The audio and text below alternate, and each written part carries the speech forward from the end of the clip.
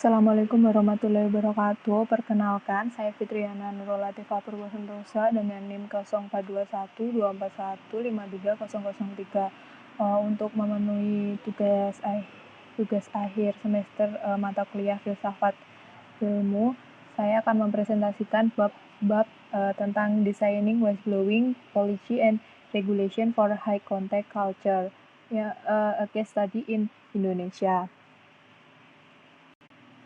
Next, untuk introduction-nya, tujuan dari bab ini adalah untuk mendeskripsikan hasil studi swab dan whistleblowing yang ada di Direktorat Jenderal Pajak DJP yang berada di Indonesia.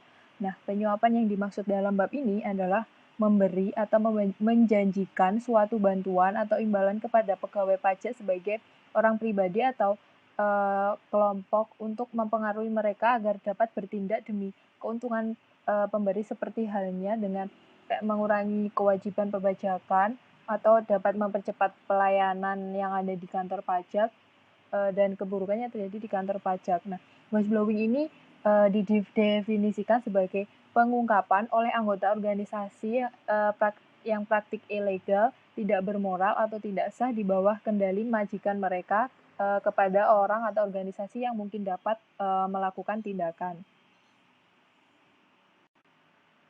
Untuk background story-nya, penelitian ini memilih suap sebagai jenis pelanggaran yang akan diselidiki. Nah, ada beberapa alasan dalam memilih penyuapan ini daripada jenis pelanggaran tertentu lainnya atau semua kemungkinan jenis pelanggaran. Nah, pertama, suap di DJP ini telah menarik minat publik yang besar yang berada di Indonesia, disorot oleh perhatian pada apa yang biasa disebut sebagai kasus dari Gayus. Nah, kasus suap paling terkenal di DJP ini menarik minat publik yang besar dan memberikan latar belakang cerita untuk penelitian ini. Nah, meskipun Gayus itu dihukum 10 tahun penjara, ia menggambarkan dirinya itu sebagai ikan kecil dibandingkan dengan pelanggar lain yang lebih besar yang berada di DJP menurut Newman tahun 2011 atau 2012. Nah,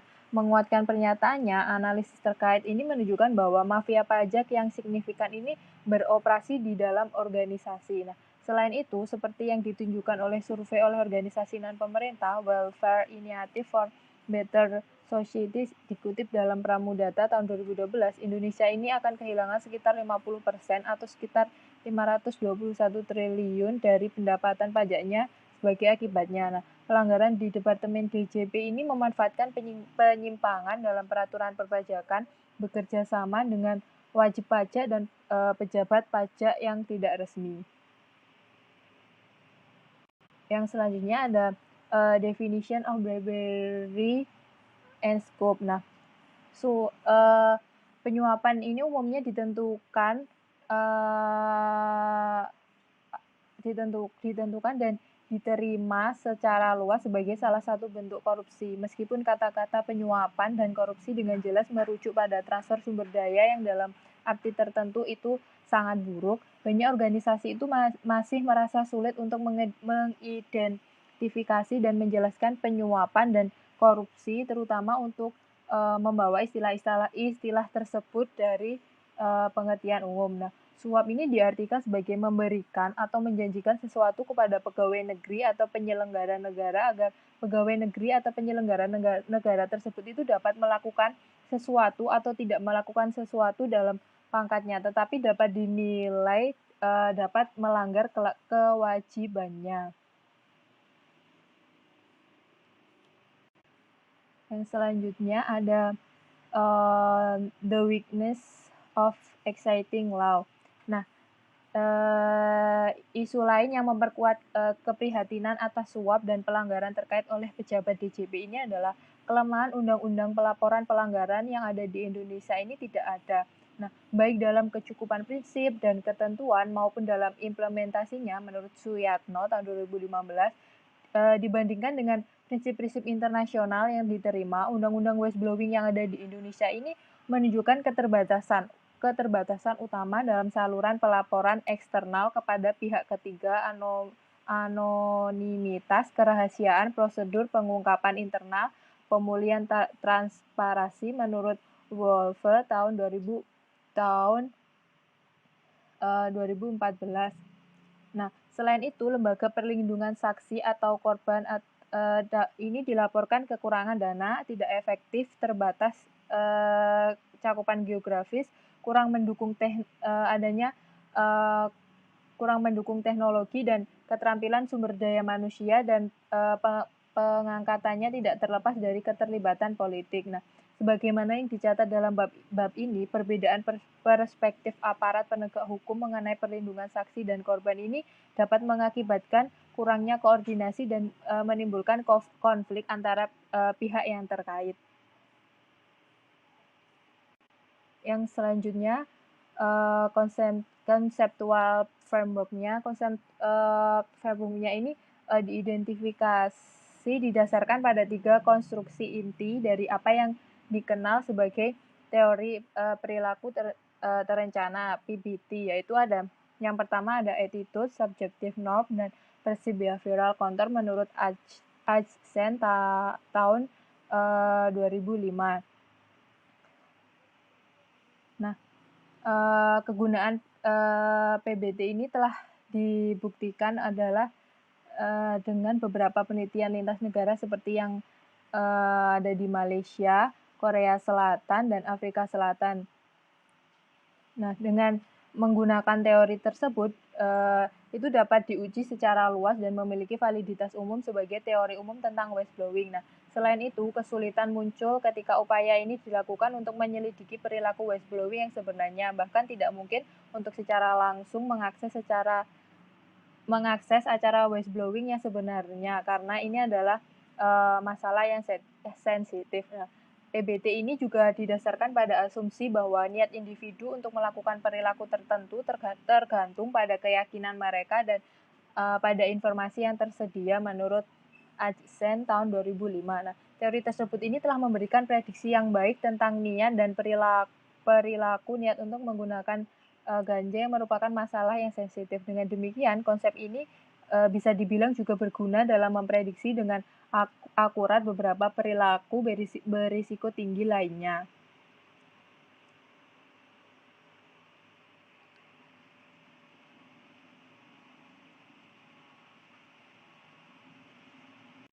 Nah, di sini akan dijelaskan tentang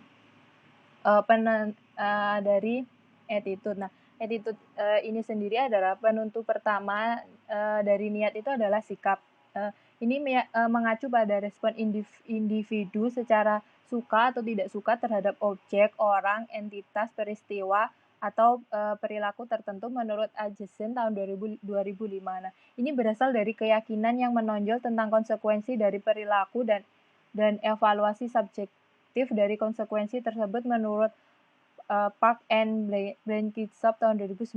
Nah, studi ini memanfaatkan konsekuensi positif dari whistleblowing berdasarkan tujuan dari Undang-Undang Perlindungan Whistleblower menurut Callahan dan Dworkin 2000, dikutip dalam Park and Blankenship tahun 2019. Nah, ini termasuk pencegahan bahaya terhadap organisasi, pengendalian korupsi, peningkatan kepentingan publik, keyakinan karyawan tentang tanggung jawab perannya, serta kepuasan moral. Nah, namun menarik bahwa sikap positif ini terhadap whistleblowing individu itu menganggapnya secara normal, benar, dan perlu. Tidak berarti semua akan mengungkapkan kesalahan ketika saatnya tiba untuk melakukannya. Faktanya, hanya sedikit yang benar-benar mengambil tindakan ini. Yang selanjutnya ada subjective norm. Nah, subjective norm ini adalah penentu kedua dari niat. Ini mengacu pada tekanan sosial yang dirasakan untuk melakukan atau tidak melakukan perilaku menurut Aitken tahun 1991. Nah, ini adalah refleksi dari keyakinan normatif individu tentang persetujuan atau ketidaksetujuan oleh individu atau kelompok referensi penting dalam kaitannya dengan perilaku tertentu. Nah, subjective norm ini diukur dengan keyakinan normatif tentang apa yang orang lain pikirkan tentang apa yang seharusnya dilakukan individu itu dikalikan dengan motivasi dari individu untuk patuh.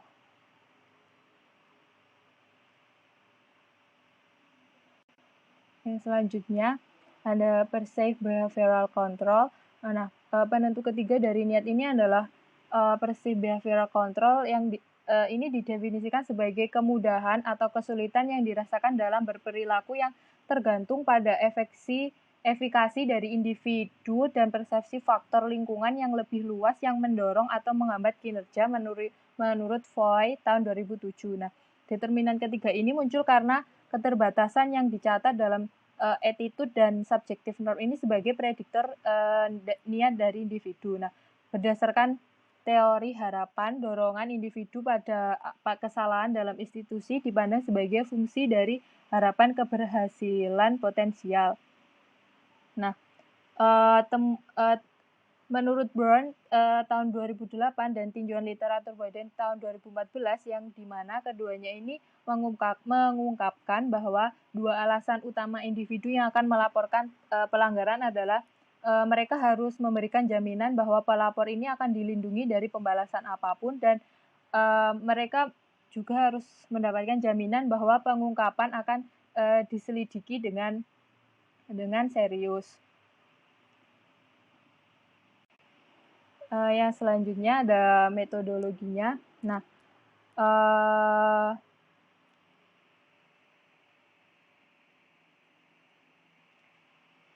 pada penelitian ini menguji kerangka konseptual yang menggunakan mixed method. Nah, penelitian ini juga mengandalkan metode kuantitatif dengan menggunakan survei berbasis kuesioner. Nah, untuk memperoleh lebih banyak wawasan responden, itu akan ditanyai dengan pertanyaan terbuka menggunakan pendekatan kualitatif. Nah, temuan analisis ini untuk menguji hubungan antara attitude, subjective norm, perceived behavioral control, dan DGT employee intention untuk mengungkapkan suap baik melalui saluran pelaporan internal atau eksternal dengan anonim atau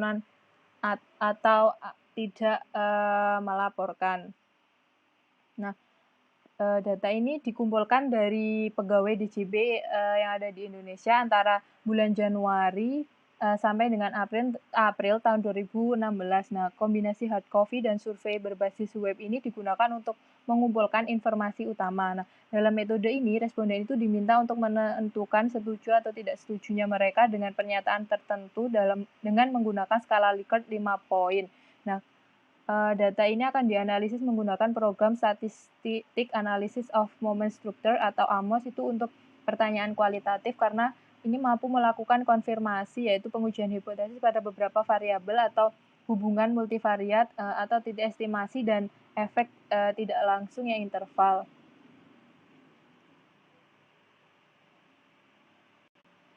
Untuk preliminary finding-nya, analisis kuantitatif ini belum diselesaikan. Nah, penelitian ini menyajikan temuan awal yang diambil dari tanggapan kualitatif terhadap pertanyaan terbuka yang diperoleh dari kuesioner hard copy yang terutama berfokus pada penyelidikan alasan responden untuk tidak melaporkan suap. Nah, dari 696 survei yang diselesaikan, 545 atau 78% ini mengatakan mereka akan melaporkan kepada pihak yang berwenang jika mereka itu melihat penyuapan terjadi di tempat kerja. Tetapi 118 atau sekitar 17% ini tidak mau melaporkannya. Sementara 33 atau 5%-nya sisanya ini tidak menjawab pertanyaan. Dari 19 responden yang menyatakan tidak akan melaporkan suap, ini ada 70 atau sekitar 59% itu memberikan komentar terkait alasan tidak melapor, seperti yang disarankan oleh Biocoelho dan Bay tahun 2014 ini mengidentifikasi alasan pengamat untuk tetap diam sangat penting untuk menentukan whistleblowing yang sebenarnya. Nah, temuan ini akan memperjelas perbedaan antara variabel yang dapat mendorong atau mencegah individu untuk melaporkan kesalahannya. Dari 70 responden yang memang ingin melaporkan kepada pihak yang berwajib, mereka ini dapat diklasifikasikan ke dalam 4 kelompok utama, yaitu yang kelompok pertama ada 30 responden, 43% ini sebagai mayoritas tidak mau melapor karena takut akan konsekuensi atau pembalasan atau tidak percaya dengan sistem yang ada. Misalnya dengan kepercayaan yang rendah pada institusi karena mereka itu percaya bahwa tidak ada perlindungan untuk anonimitas atau kepada pelapor.